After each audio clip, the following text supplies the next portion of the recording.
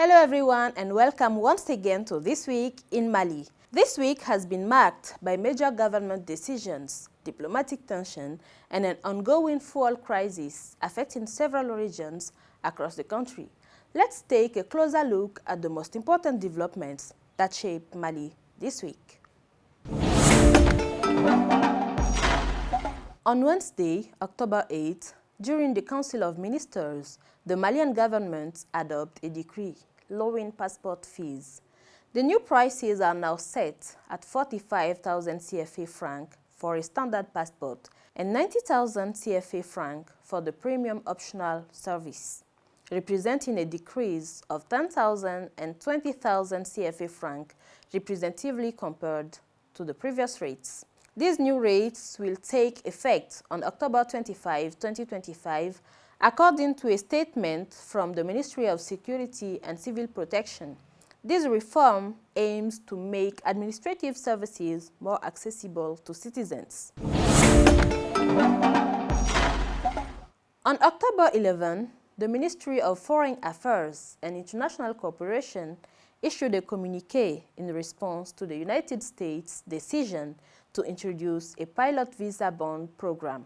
Starting October 23, 2025, eligible Malian citizens applying for business or tourism visas B1 or B2 will be required to pay a deposit of either 5,000 or 10,000 US dollars.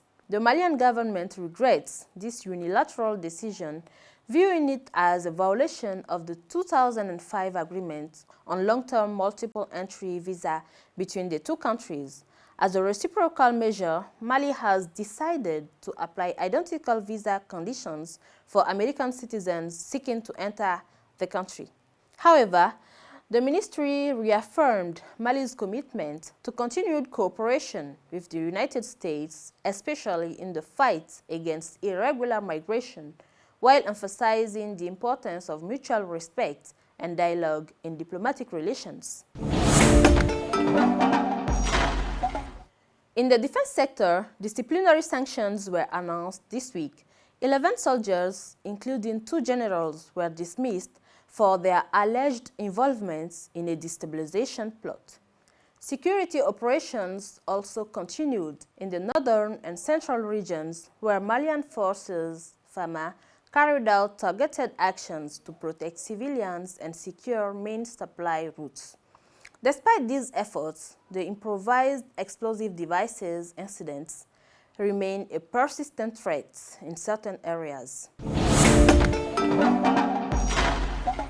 A fuel shortage intensified across Bamako, Ségou, and Mopti this week, following a blockade by jihadist groups targeting import convoys from neighboring countries. Many gas stations have been forced to close or restrict sales to limited quantities. In response, the government has set up a crisis committee to organize armed escorts for fuel convoys and to ensure the resumption of supply routes.